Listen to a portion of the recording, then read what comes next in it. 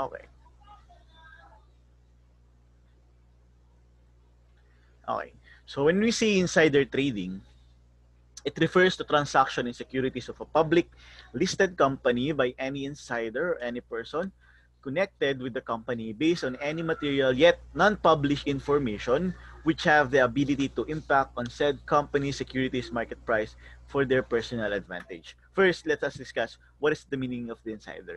When we say insider, it means any person who is connected person or in possession of or having access to unpublished price sensitive information. So pag sinabi natin insider, sila yung mga tao na possible nandoon sa loob ng company or empleyado ng company or connected person na holds a important information about the business operation or nagpo-possess ng mga data na meron tayo.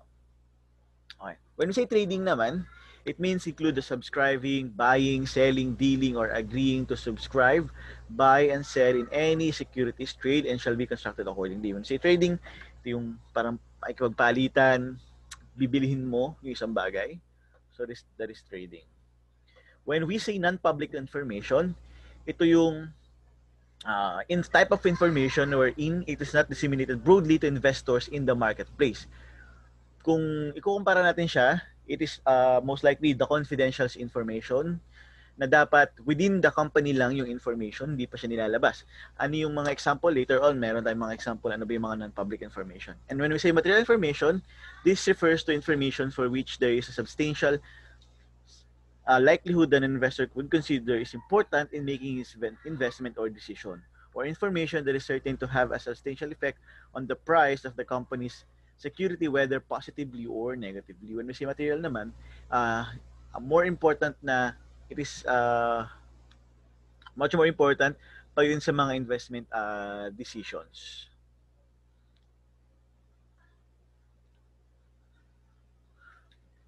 So, balik lang natin when we say insider trading, sabi nga, it is refers to the transaction in securities of a public listed company. Ibig sabihin, nilalabas natin ang isang public information from our company outside by an insider or yung mga connected nga sa company based on any material na hindi pa pinapublish sa public yet may malaking importance doon sa company security.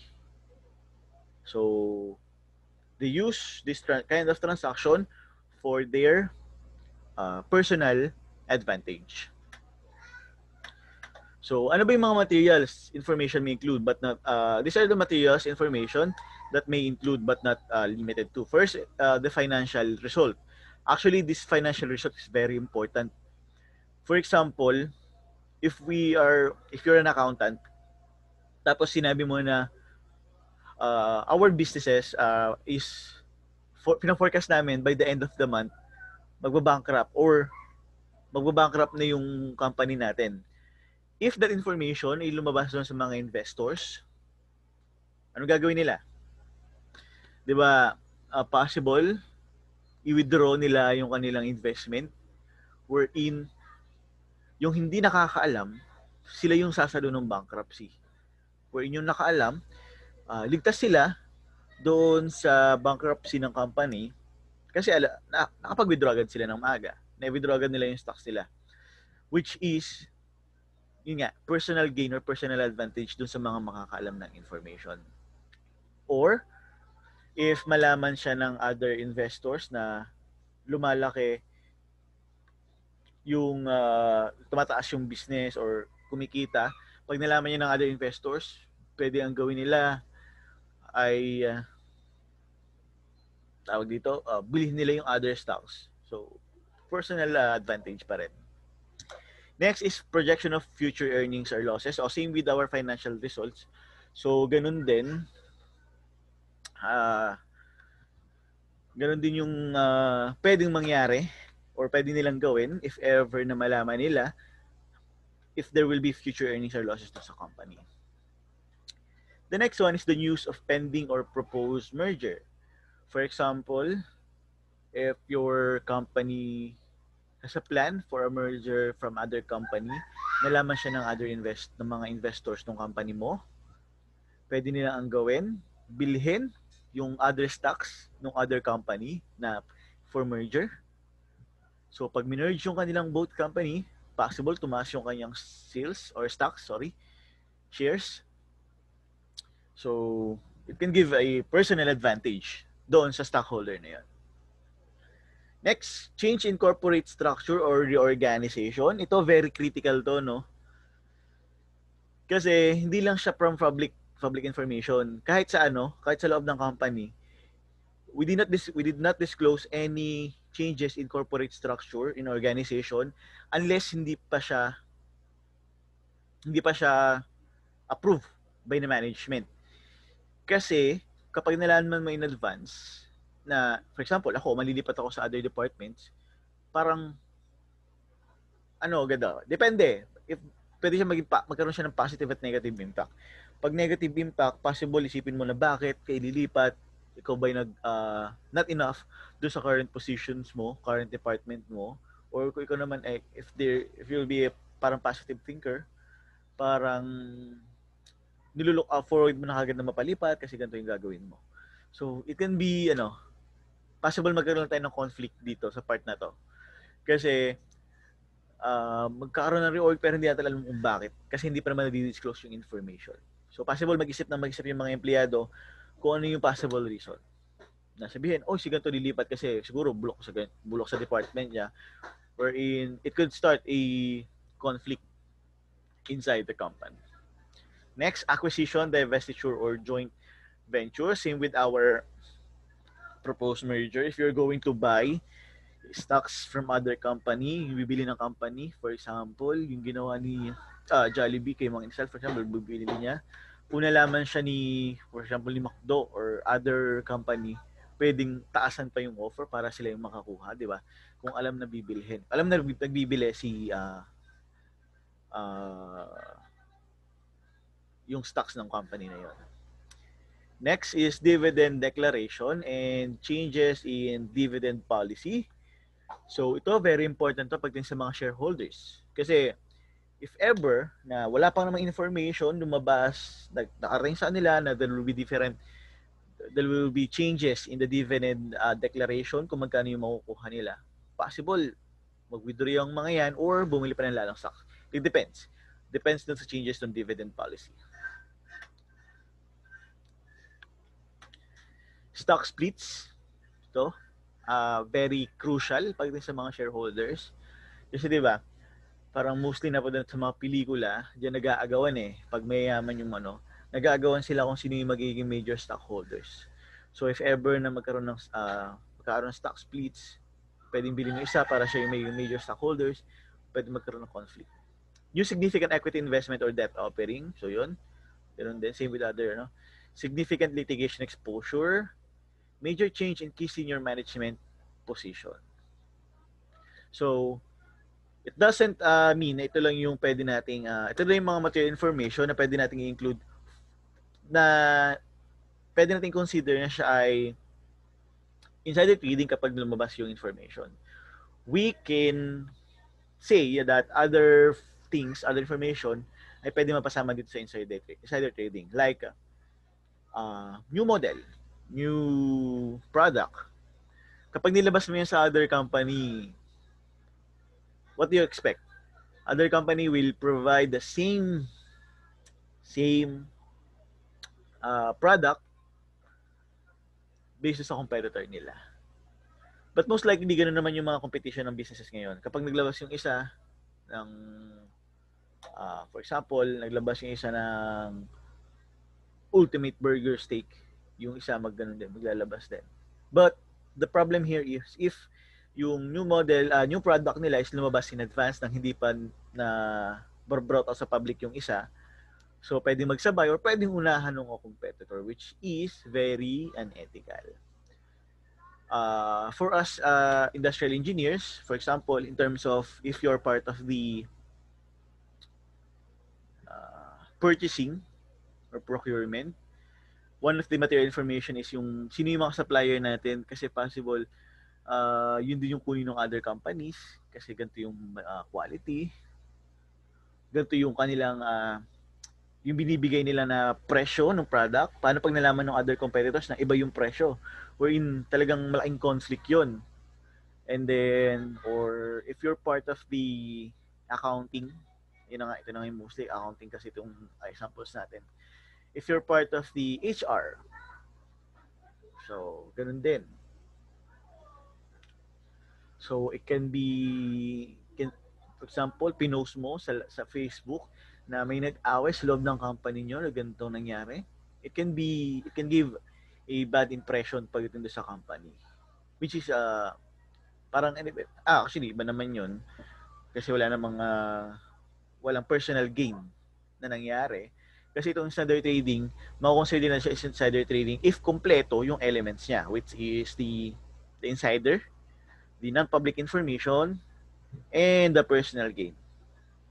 So kapag nilabas mo lang yung information, kasi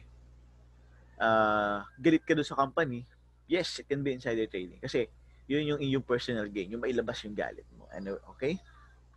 So, let's proceed. For production naman, for production side pala, ano may mga material information is yung mga processes, special processes na meron tayo kay production. Pag nilabas mo siya from other, for example, nilabas mo siya from the competitor, may ganito po kaming inspection process wherein ganito yung ginagawa, ganyan ginagawa, ganitong machine, ito po yung supplier ng machine namin. It can be very bad. It is unethical. Okay? Let's proceed to the basic elements. Ito na nga yun. The basic elements. So, let us review what is the regulations of insider trading here in the Philippines. Para alam lang natin what are the consequences or ano yung pwedeng ibigay sa atin if ever na makumit natin to. Okay? So, insider trading is illegal in the Philippines. It is under Section 27 of the Securities Regulation Code provides that it shall be unlawful for an insider to sell or buy a security of the issuer while in possession of material information with respect to the issuer or the security that is not generally available to the public. So, this is essence, the definition of insider trading. It has 3 elements. We can say that insider trading, dapat kompleto itong elements na to. The person must be an insider. The insider sells or buys the security of the issuer, and the insider is in possession of material non-public information with respect to the issuer or its security. So these are discussed in seriatim below. So when we say insider, this is just the issuer, director, the officer, the person who is in relationship or firmer relationship to the issuer, a government employee, director, or a person who learns such information by communication from any foregoing insiders. So we can say that an insider ay, for example, may kakilala ka sa isang company, tapos may nalaman kang information galing sa kanya. So ang ginawa mo, yung information na yun is binenta mo sa other person. You can be considered as insider. Kahit wala ka dun sa loob ng company, you can be an insider. If kumbaga meron kang connection dun sa mga insider pa na talagang nasa loob ng company. So, the enumeration provided under the SRCs reproduced above shows that a person outside the company may be considered under certain circumstances. Okay? So you can be the insider even if you're not part of the organization. Okay, so okay na yan. So there can be no insider trading even if an insider is possession of a material non-public information. If the insider does not trade the security of the issuer, selling or buying the security is an indispensable element of the offense of insider trading. Note, however, the applicability of the general principle in criminal law that the person who induces another to violate law is likewise liable. So ano ba yung pwedeng may bigay sa'yo if ever na makumit mo yung insider trading? Okay, so ito yung pwedeng nating ibigay sa'yo.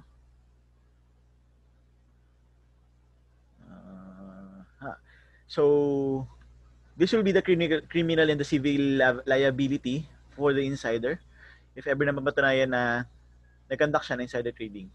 So the Securities Regulation Code provides that any person who violates these prohibitions may be penalized with imprisonment of not less than 7 years, nor more than 21 years, or a fine not less than 5,000 nor more than 5 million, or both at the discretion of the court, depending on the gravity of the offense. So any person found guilty of insider trading and its related prohibition may, in addition to administrative sanction, be held civilly liable in any amount not exceeding triple the amount of the transaction plus actual damages, exemplary damages, and attorney's fee. Ganon kalala ang pwedeng mangyari if ever magbenta tayo ng information sa ating from the outside.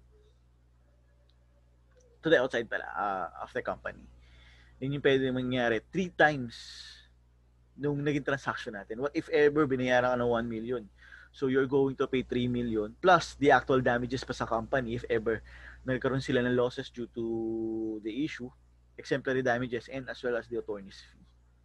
So that is the sanctions na pwedeng ibigay sa atin for committing trading, insider trading. So we must be very careful because we part of the organization that holds non-public information. Okay? Do you have any question with our insider trading? Anyone?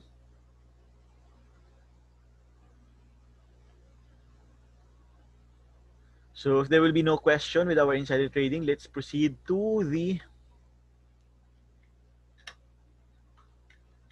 bribery. Okay? So bribery. When we say bribery, it is the act of giving money, goods, or other forms of compensation to a recipient in exchange for an alteration of their behavior to the benefit interest of the giver that the recipient would otherwise not alter. Many types of payments or favors can constitute bribes, tips, gifts, favor, discounts, waive fees, free foods, free advertising, free tips, free tickets, donation, campaign contribution, sponsorship, higher paying back, paying job, stock options, secret commissions, or promotions. The key to identifying bribery is that it is intended to alter the recipient's behavior. So when we say bribery, ito yung babayaran ka in order to do something, in order to change something, to alter something. So, kumbaga, nasuhulan ka. Yun yun. That is the perfect term. Nasuhulan ka in order para gawin to. Hindi lang siya basta money na binigay sa'yo. It can be tips, maliit lang, gifts, regalo, material, favors. For example, may pabor ka na ganon, discounts, waive fees, no need ka na magbayad ng ganito. Free foods, may libreng pagkain, free advertising, free tips, free trips, free tickets, donations, campaigns, contributions, sponsorship, higher paying jobs, stock options, secret commissions, or promotions. Ipopromote kita, ganito ang gawin mo. Palitan mo yung data ng ganito para makita natin na maganda yung ano. That is bribery. Okay? Bribery is common, hindi lang siya. Actually, bribery is common pagdating sa mga purchasing procurement. But it is also present in other part of the organization. Kasi, pwede ang gawin is may pagawa sa'yo, tapos bibigyan ka ng ganito. That is bribery. So we as employee, we have to identify kung magiging bribery ba yun or hindi. Kasi sometimes, nagagawa natin siya ng hindi natin namamalayan na bribery na pala. For example, one of the actually hindi ko lang din siya ma-determine if bribery siya or hindi. If ever na, for example, may klase ako ng Saturday, so meaning hindi ako makapasok sa office ng Saturday. So ano gagawin ko sa mga members ko, sasabihin ko sa kanila, pwede bang ikaw na lang pumalit sa akin sa Saturday? Ako na lang papalit sa iyo during weekdays para mag-overtime. So, madalas, ganun yung ginagawa ko. Which is, I think, hindi naman siya bribery kasi wala akong binigay sa kanya or siguro in favor, same lang naman, both lang naman na parehong parehong nagkaroon ng favor yung dalawa. Kasi pag pumasok ka na Saturday, there is overtime for 8 hours overtime, but for weekdays, only 3 days lang yung overtime namin. Dati, ganun yung halos yung ginagawa ko. But now, so, since ako na yung naging overall in charge ng grupo namin, no need ko na pumasok ng Saturday. Kaya madalas, hindi na ako nagsasabi ng ganun. Sila na lang talaga yung pinapapasok ko kasi I think mas prefer ko na sila yung may hawak ng area namin ng time na yon kasi nga sila yung mas alam yung nangyayari. Ako kasi more on confirmation lang yung ginagawa ko sa kanila. So, we have to be critical. We have to be kailangan maging tayo kinobserver tayo pag yan sa mga ganyang bribery.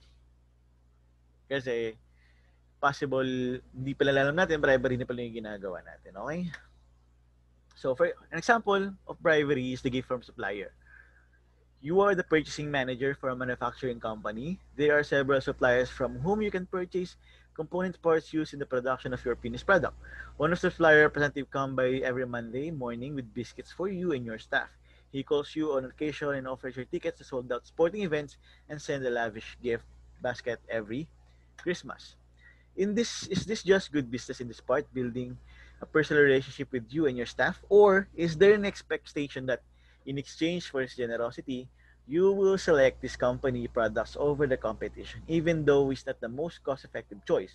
Are you taking a bribe when you accept the football tickets? The small tokens of appreciation can be constructed as bribes, and as a result, may companies prohibit their employees from accepting gifts from suppliers and vendors. So one of the challenges in determining whether someone has taken a bribe or simply accepted a gift is that social and cultural norms governing bribery and gift giving can differ from place to place. So if you're going to check for the example, kaya sabi ko mostly ng bribery nangyayari kasi sa pagdating sa mga procurement and purchasing. Why? Kasi if you are going to select a supplier, so for example, meron kang supplier na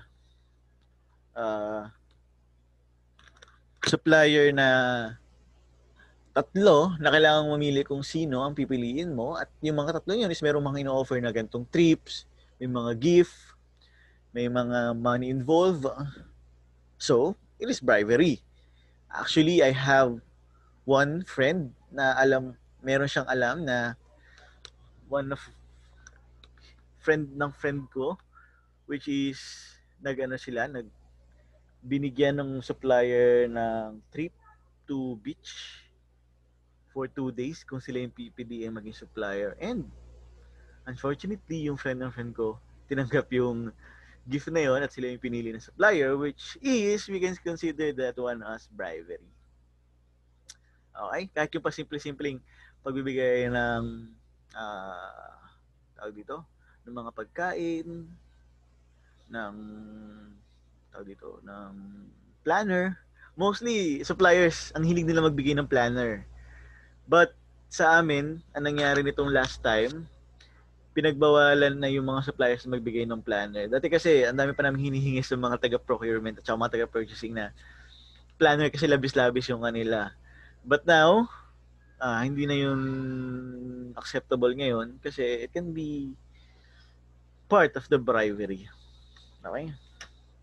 Kasi, for example, binigay sa'yo lahat tapos hindi mo siyang pipiliin mong supplier, so baka sumama yung image nila.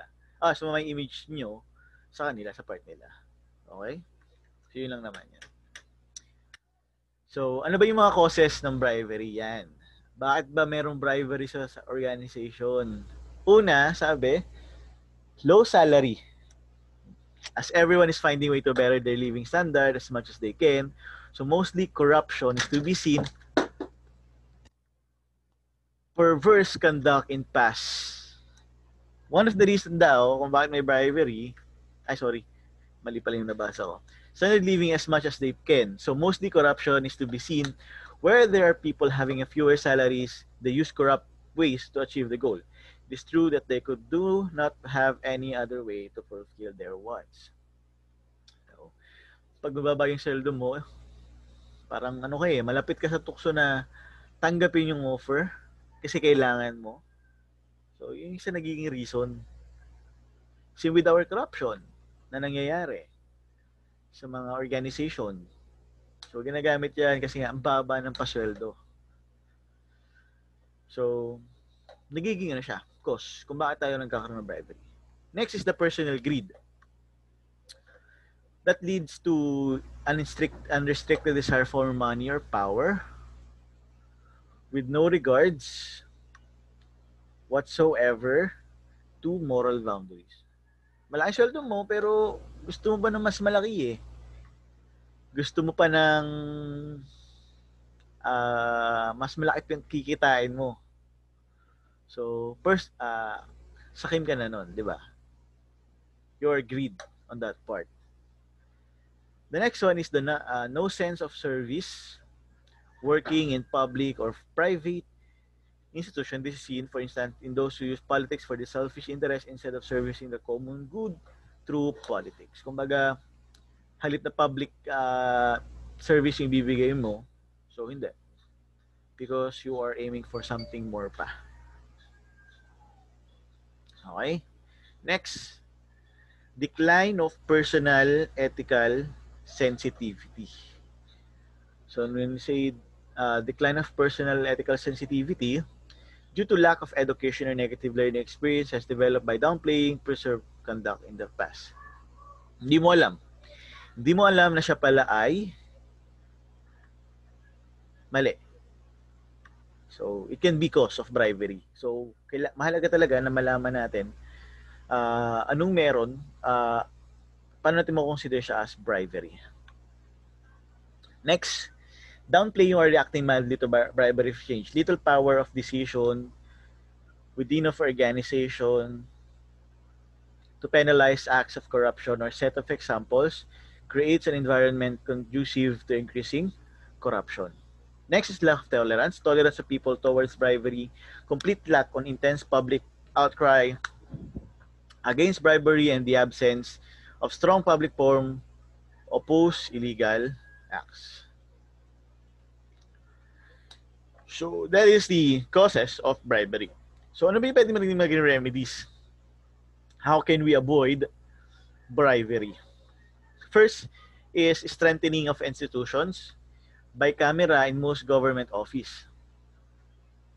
So, lagyan natin ng camera para if ever na makita natin na may ganun palang activity sa loob, pwede natin i-determine na siya ay bribery. Meron tayong evidence, kumbaga. Para alam nila na we are watching them in their daily transactions. Supremacy of law. Law to dismiss from service if found to be involved in corruption. Tanggalin natin. Meron tayong batas na if ever na mahuli ka na nag-commit ng bribery, either maliit or malaking bagay yung binigay sa'yo, small amount man yan, you can be dismissed from the service. Prevalence of the code of conduct. Proper check and balance on all officials as well as citizens. Actually, one of the, I think, yung pagdating dun sa data, dito, nalimutan ko yung term. Yung parang yung mga politics is pinapakita nila yung kanilang finances. Nalimutan ko yung term. So ginagamit yon in order to check if yung mga official ba ay hindi lumalabis yung nakukuha nila. So for example, one of the issue na encounter ko dito is yung security guard na nasa Bureau of sa may customs na lumalabas na siya ay millionaire, yung guard, which is if you are going to check yung kanyang financial or yung kanyang salary, hindi siya aabot sa ganun kalaki. So, doon sa part na yon, makikita natin kung meron bang bribery na nangyayari. Next, increase in salary incentives. Pataasin natin ang sweldo. Lagyan natin ng incentive if ever na magkaroon sila ng mga ganitong achievements Para at least sila, ma-encourage na wag na lang gawin yung bribery. Okay? Restoration of judiciary on free basis. Hiring of new employees. So, pwede tayong mag-hire ng new employees on merit rather than beneficiaries. If may bagong employees, makikita nila yun. So, there will be, observant pagdating sa mga meron sa organization niya, sa department niya. Pwede niya i-report yan. And then, proper awareness campaigns needs to be informed. So, the organization must always inform yung mga members niya that this kind of activity is illegal and can be the reason kung bakit tayo matanggal sa trabaho. Okay? So, wait lang.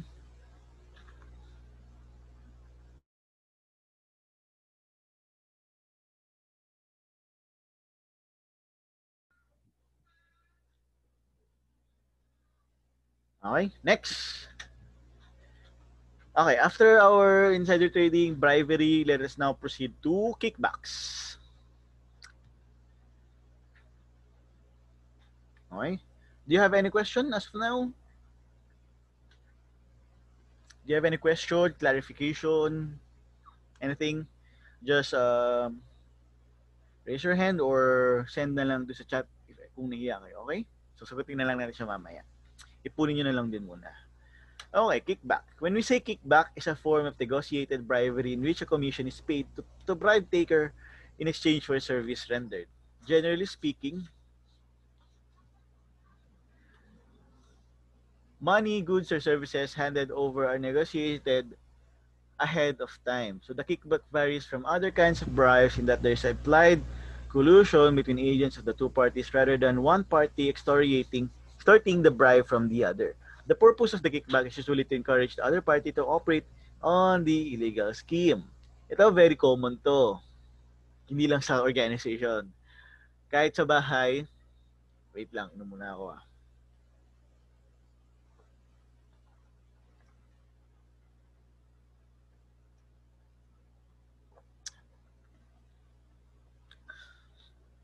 Yung kickback, hindi yan, very common yan sa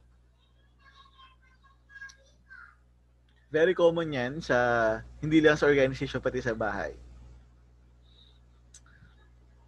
For example, may ganang pera sa magulang mo, may palabis, may kickback ka. So, that is an example of kickback. Parang lang siya same with bribery. For example, if you're going to buy parts, a material or raw materials, mas malaki yung presyong ipapalagay, yung ibibigay ni company based dun sa resibo. Kasi yung labis doon, yun yung makukuha mo, yun yung sa'yo. So, it can be determined as a kickback as well as bribery. So, consider the following case of a former Fannie Mae employee, Armando Granillo. Before dawn, one easy March day in LA, Granillo pulled his SUV into a Starbucks near MacArthur Park, where he planned to pick up an envelope full of cash from Arizona real estate broker, federal investigator. Granillo, a foreclosure specialist at mortgage giant Fannie Mae, expected to drive off with $11,200, an illegal kickback for steering foreclosure listings to brokers, authorities allege in court records. Granillo would live in handcuffs, and investigators are looking into assertions by Granillo and other former Fannie Mae foreclosure specialists that such kickbacks were a natural part of the business. At the government-sponsored housing finance company, as Granillo allegedly told the broker in the wiretap conversation, regulators keep a close watch for kickbacks deals as the housing market heats up and new regulation take hold following the mortgage meltdown. Consumers Financial Protections Bureau Director Richard Cordray said his agency has removed to shut down kickback operation not only because they're illegal, but also because they reduce competitions and increase costs to the public. So, kung mapapansin natin, parang naging practice na siya ng company eh. Yung 11,000, yung pagkakaroon ng kickback doon sa mga services na meron sila.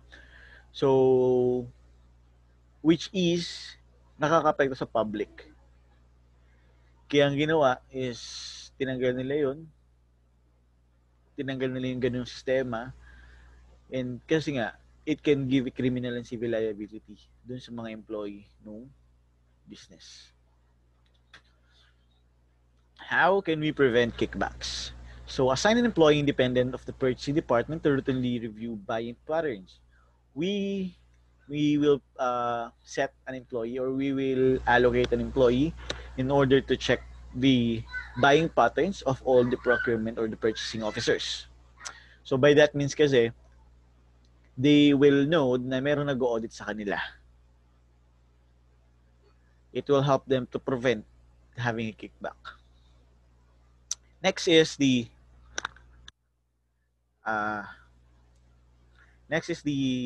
make sure that all contracts have a right to audit clause.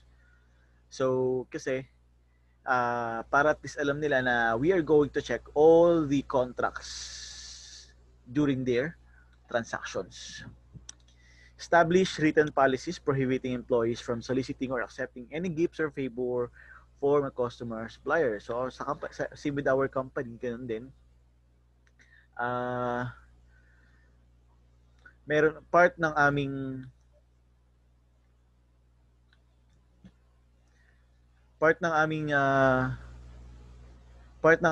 rules and regulation is yung pag-prevent doon sa kickbacks ng mga purchasing namin. Then, expressly forbid any employees from engaging in any transaction in behalf of the employee and then disclose personal interest in the transactions. Implement an ethics policy that clearly explains what improper behavior is and provides grounds for termination if an employee accepts bribe or kickbacks. So, very bigat ang konyo, no? Medyo mabigat yung sanctions if ever na mahuli ka na tumanggap ka ng bribe or yung kickback. So we have to be very careful on that one. So that's the end of our kickbacks. Do you have any question, clarification?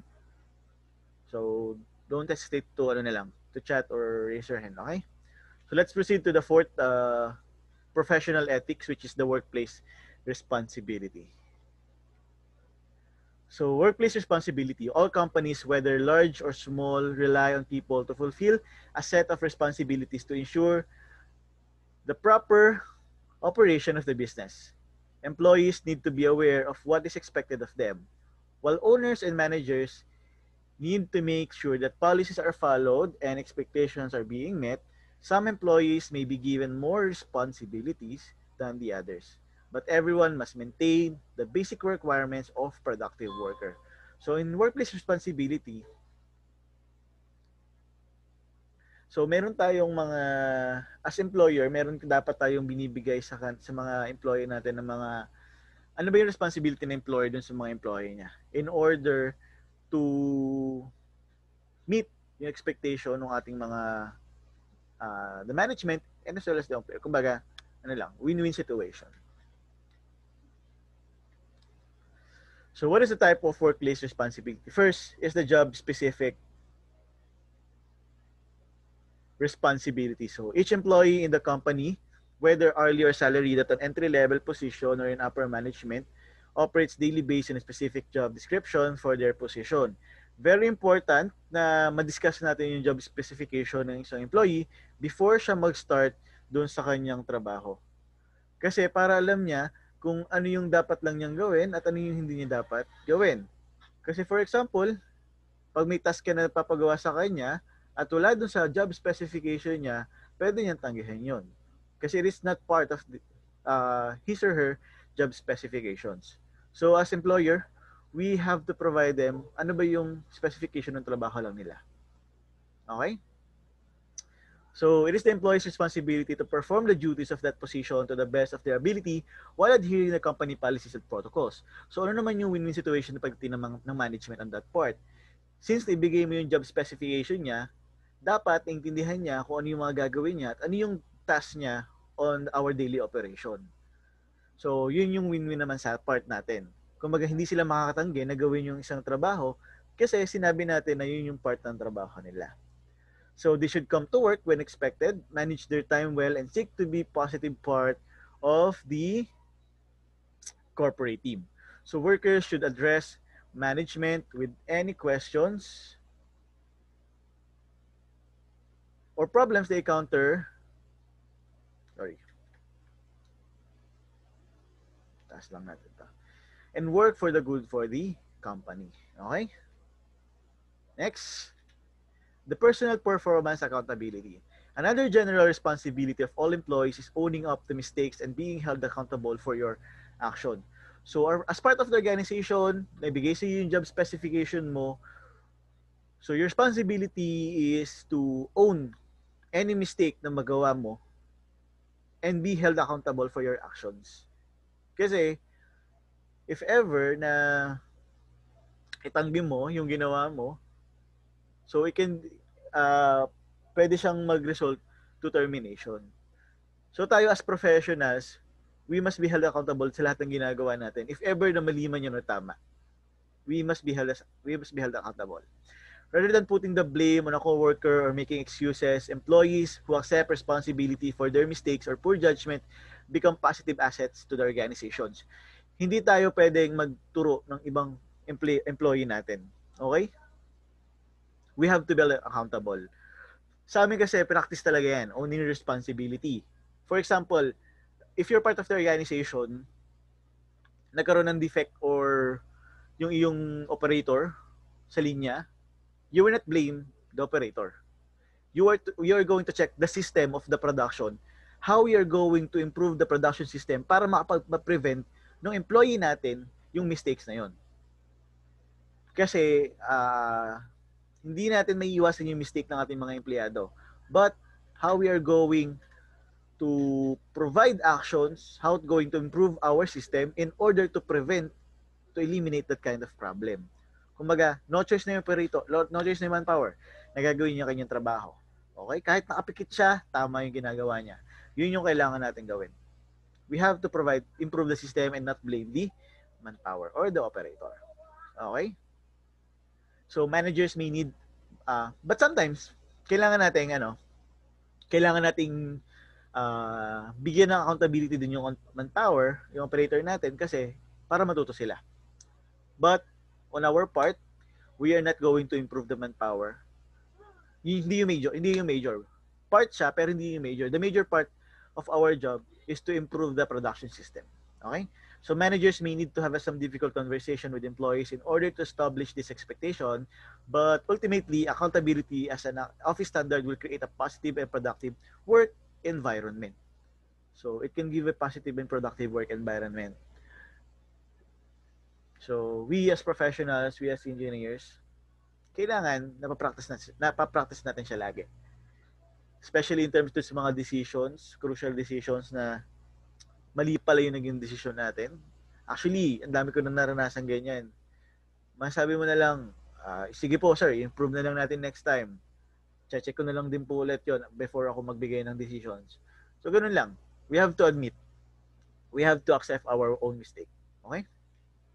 Next is the managerial oversight and leadership. A manager's primary responsibility is to keep their team or department on track to meet goals and measure up to company's standards. A good manager is also responsible for developing skills and performance quality of the employees under their supervision. So by offering feedback, pwede nating improve yung ating mga members. So as part of managerial, if you are in part of nasa managerial position ka na, one of your responsibilities to develop your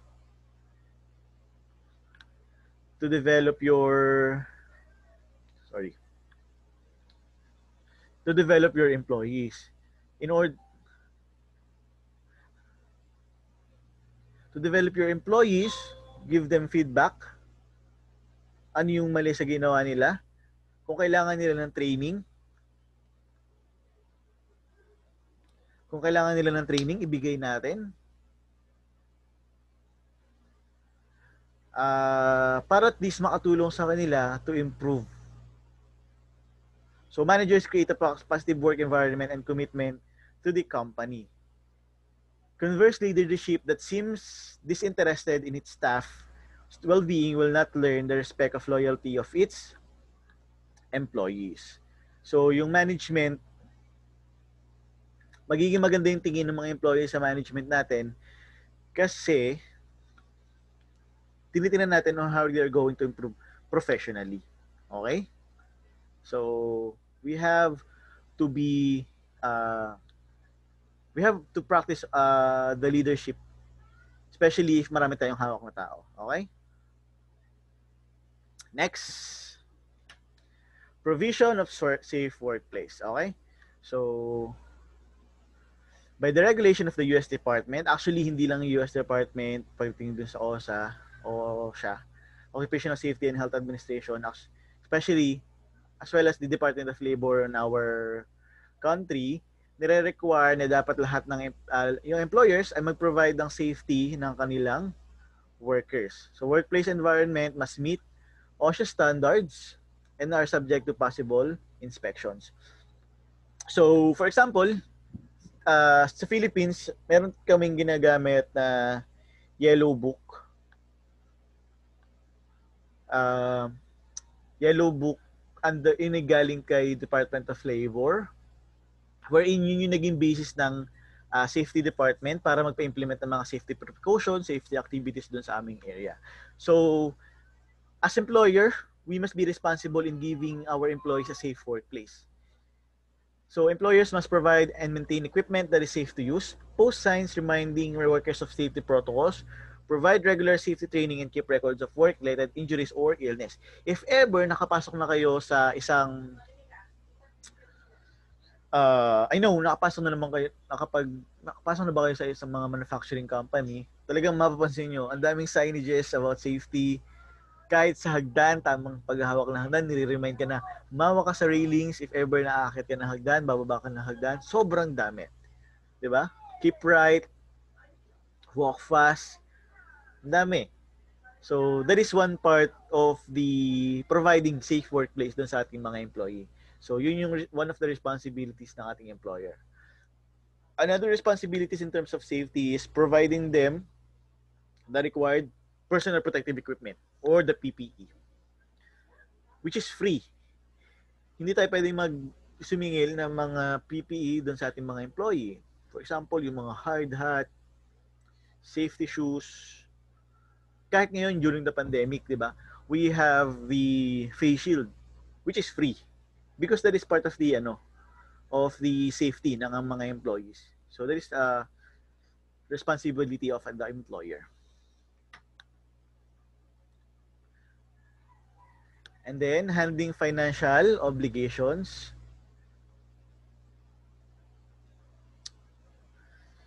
Some employees, particularly those in accounting or payroll departments, are responsible for correctly handling the finances of the company. Careful attention to accurate record keeping is important, as well as following standard accounting and business practices.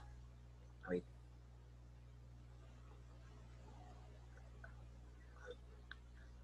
Sorry. Others who have access to office petty cash or discretionary funds should use them only for official business purposes and should turn in accurate receipt records to the accounting department. So employees who submit requests for reimbursement should also maintain integrity when recording mileage and meal expenses.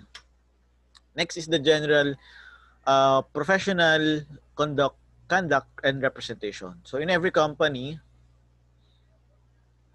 all employees from top management on down should seek to conduct themselves professionally, not only in their work, but outside of work as well. So business policies, guidelines, and codes of conduct should be followed by everyone and seen as standard for representing the company not only to the vendors and customers, but to the general public as well, outside of work, personal integrity of lack thereof, and can reflect back on company.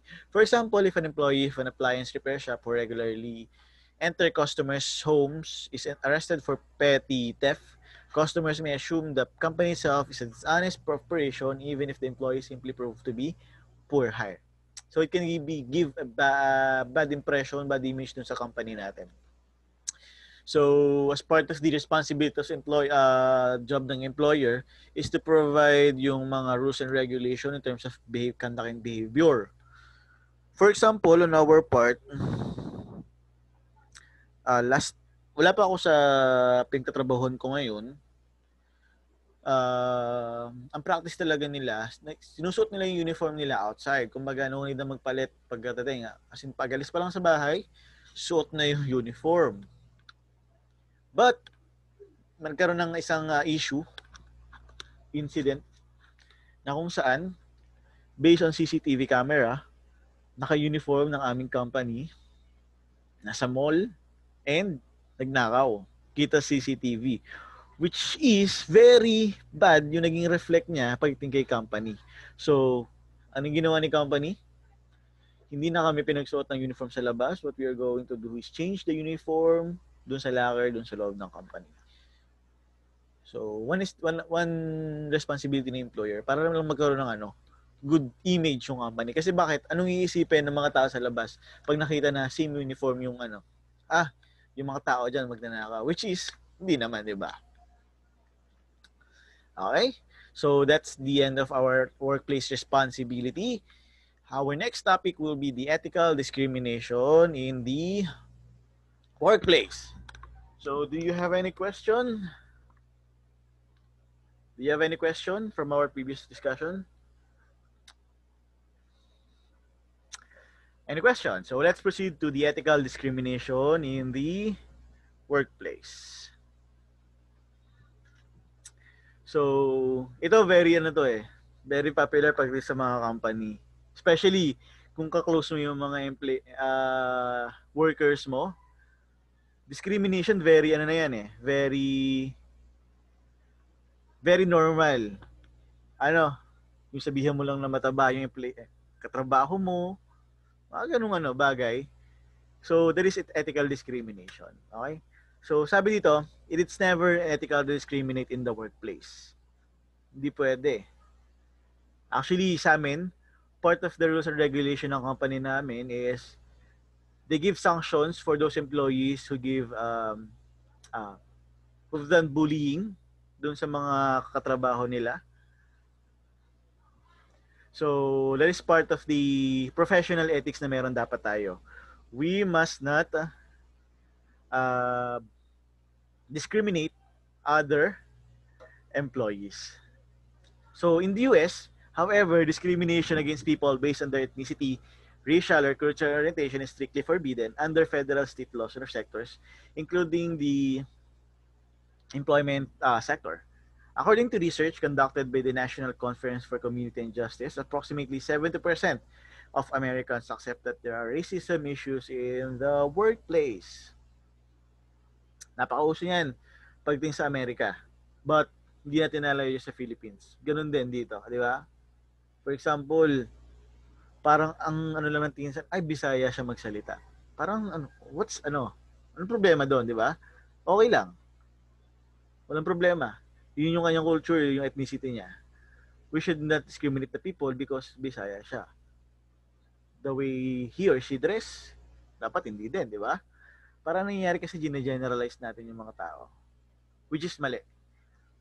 So, if you're part of the organization, we should not discriminate other people. Especially in our workplace. Pero sa amin, on our part kasi, parang normal na Normal na. Parang, alam mo yung nasa labas ka na nakikipagbiruan ka na, parang, wala.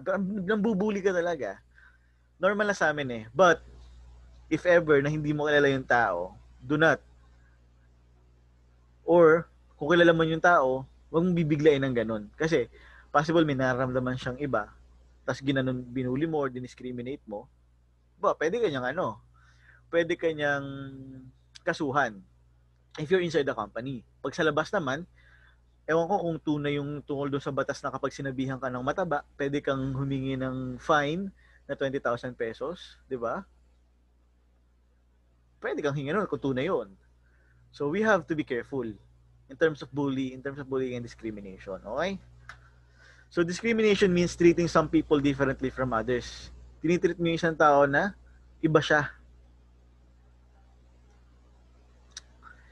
It isn't always unlawful. After all, people are paid different wages depending on their status and skills. However, there's certain reasons for which your employer can't discriminate against you by law. Doon sa pagbibigay ng sweldo doon sa mga employees natin based on the status and skills, it is legal. For example, if matagal ka na sa company, syempre, mas mataas ang sweldo mo. Or ikaw ay tapos, comparing doon sa isa na pareho kayo nag-apply na hindi nakatapos, pwede mas mataas yung sweldo ng isa. Which is legal. Ano ba yung mga type of discrimination na nangyayari sa workplace? So, nalalamunan ko Racial discrimination or race. Discrimination is when a person is treated less favorably than other person in a similar situation because of their race, color, descent, national or ethnic origin, or immigrant status. It would be discrimination for a real estate agent refuse to rent a house to a person because they are a particular racial background of skin color. Ito very common, di ba? Especially in America. But here in the Philippines, if maputi ka man, may itim, based on your skin color, no problema. As long as you're doing your job, okay lang. They will give a fair treatment dun sa lahat. Diba, have you seen for example, the series of dun sa series na anong series ngayon? Umbrella Academy, which is nagkaroon ng time season 2 wherein parang na-discriminate nila yung black people on that time na hindi nila pinapayagang pumasok doon sa restaurant ng mga white persons, di ba? So, nung pumasok sila doon sa loob, talagang grabe yung discrimination. Or ano pa ba? Yung sa mga nakikita natin ng mga video sa Facebook, di ba? Yung sinisigawan ng mga babaeng mga white people, yung mga dark person, it's discrimination based of their race. Okay? So, isa pa is yung napanood ko. Puro kasi series yung example ko kasi series lang yung mga napapanood ko ngayon lately. For example, yung pagdating dun sa Grey's Anatomy na kung saan yung isang pasyente ay puti. So, hindi siya nagpapahawak sa itim na doktor. Naghanap pa siya ng talagang white doctor, which is racial discrimination. But here in the Philippines naman, hindi naman siya masyadong present, I guess. Sa amin sa part namin. Yun nga lang, mostly lang maiitim, talagang sentro ng bullying, 'di ba? Sentro kahit ako, kahit medyo maitim ako. So, talaga sentro ako ng bullying. If ever na, for example, biglang outage yung power namin, ang gagawin ng mga katrabaho ko, hinanahanap na ako. Hindi na daw ako makita, bigla daw ako nawala. Which is, on my part, okay lang. Kasi alam ko talaga na close kami, that's part of parang bullying, wala lang, ganun lang. Pero if ever nasabihin mo yun sa ibang tao na hindi mo ka-close, hindi mo kakilala personally, it is discrimination. Okay? Okay. So we have the direct discrimination and indirect. When we say direct, it's when you're treated differently and worse than someone else for a certain reason. Equality access that you've been treated less favorably. Direct discrimination can be because of age, skin, color. When we say indirect naman, is when there's a practice, policy, or rule which applies to everyone in the same way, but it has a worse effect on some people than the others. So it puts you at particular disadvantage. So next one is the discrimination on basis on gender. So discrimination refers to inequality, Gender discrimination therefore refers to inequality between people of opposite gender. A famous example of gender discrimination is the desire of having a male child in the family rather than having a female child. Adapt from this, one serious area of discrimination is the gender discrimination of the workplace. So one of the type of discrimination is based on gender.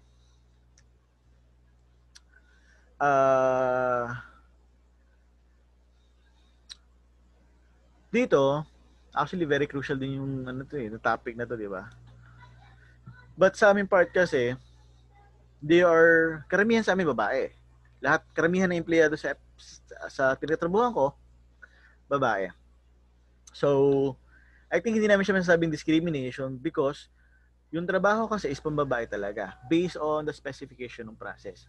Meron kaming mga process na talagang lalaki yung required, which is hindi naman siya discrimination kasi hindi namin pwedeng ibigay yung babae doon sa panlalaking trabaho kasi unsafe naman.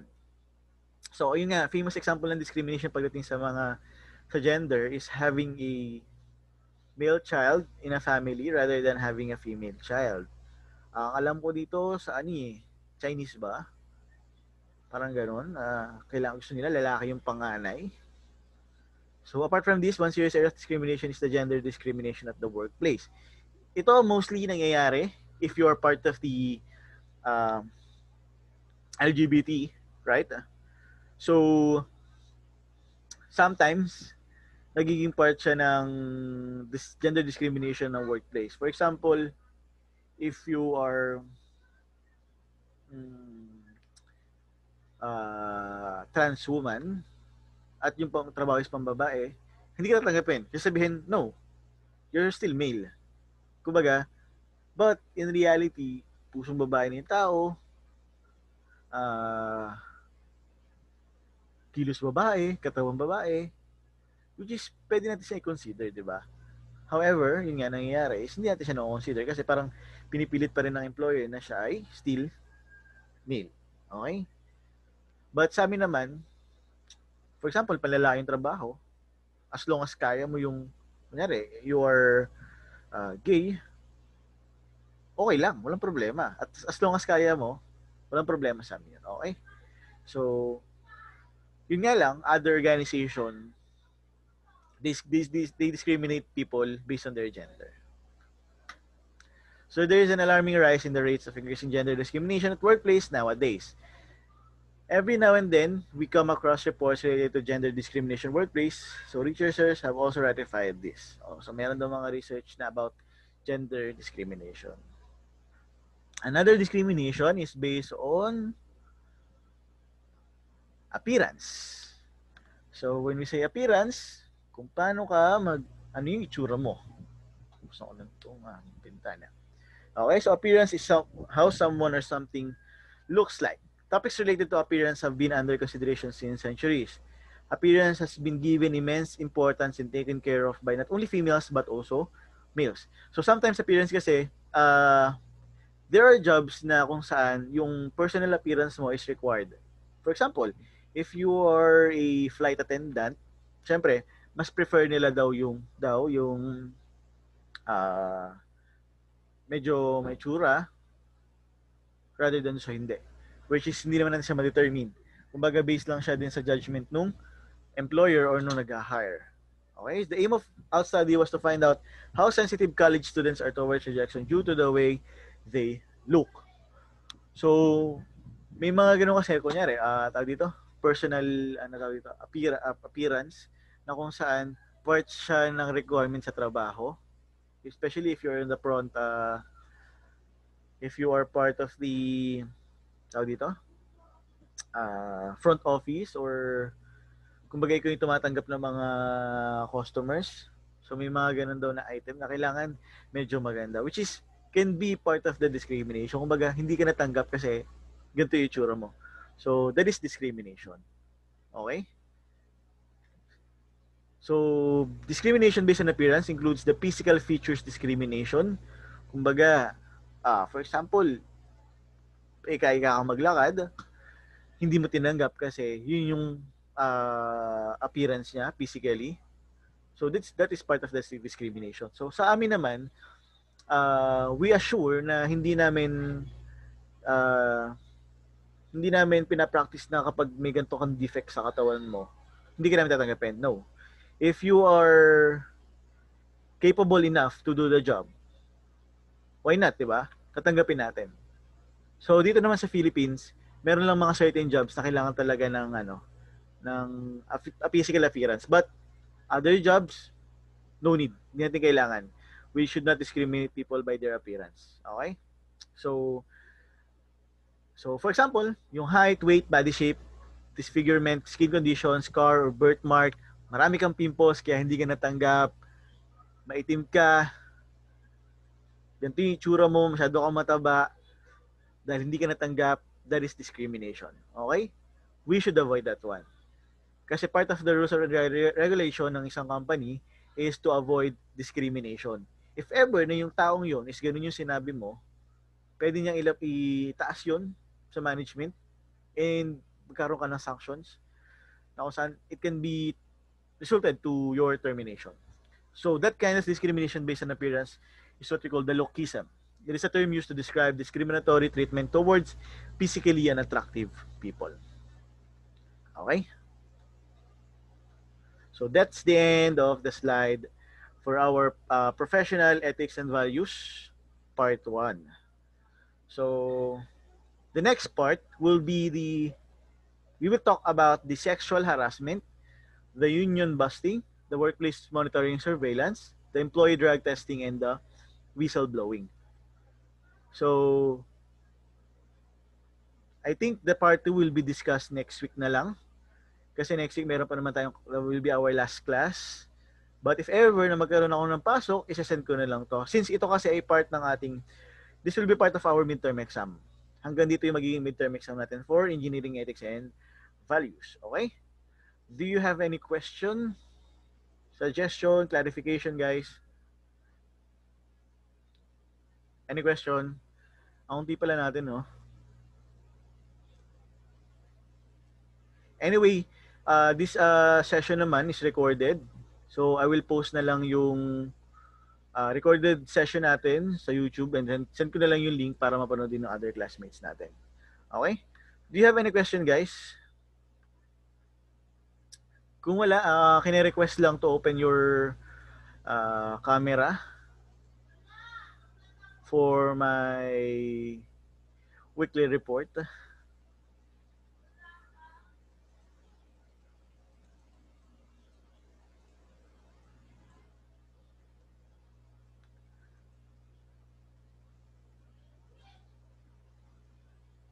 Yan. Sige. Screenshot lang natin, guys, ha. Okay. Kumusta kayo?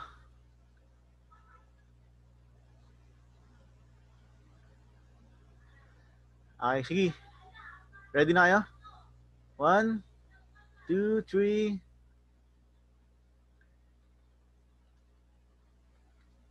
Wait lang. Sapa. 1, 2, 3. Okay. So that ends our discussion for today for engineering ethics and values. Remind ko lang kayo about our for other subjects naman. So hindi na ako magkaklase for industrial information system. Please continue to read na lang yung module na binigay ko sa inyo. Medyo mahaba kasi yun. So ginawa ko 2 weeks na lang siyang babasahin. So please read.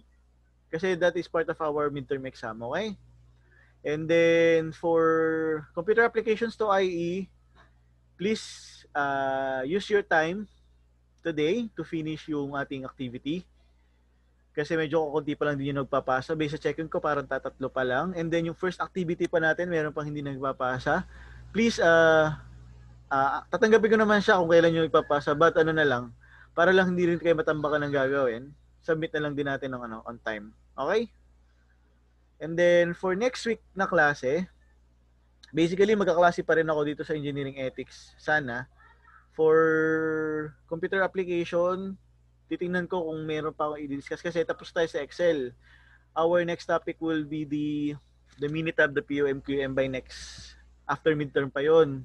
So, titingnan ko kung ano yung pwede kong i-discuss next week. And then, for Industrial Information System, if ever nga na wala akong pasok, ay magkaklase din ako. Okay? So, yun naman last time natin. Yes, ano? Pero, if medyo may pasok ako, medyo busy, siguro ito na yung last meetup natin for this year. Mag-meet na lang tayo next year for our January 9 for our midterm exam. Okay? Do you guys have any question, clarification? Do you have any question, guys? Question? Wala na? Sensya na guys, medyo masama ng boses ko. Kaya actually, didiscuss ko pa dapat yung part 2. However, medyo sumama na yung lasa ng aking dalamunat. Actually, 1 week na rin ako nag-training sa office. Yun lang yung ginawa ko halos this week. Nagturo lang ako ng nagturo. Nagkanda ako ng leadership training. Medyo 3 hours yun per session. So medyo talagang sira ang boses ko ngayon. Anyway, if wala na question, thank you everyone for attending. See you again next week if ever may klase tayo. But if wala tayong klase, see you next year. Okay? Enjoy your vacation. Enjoy the rest of the weekend. Bye, guys. Thank you, everyone. Thank you, Merlene, Alfred, Hilary, Joy, Carol, Leo, Nicole. Thank you, sir. Dali, Ira, Trisha, Marjorie, and Stephanie. Thank you, everyone. Thank you.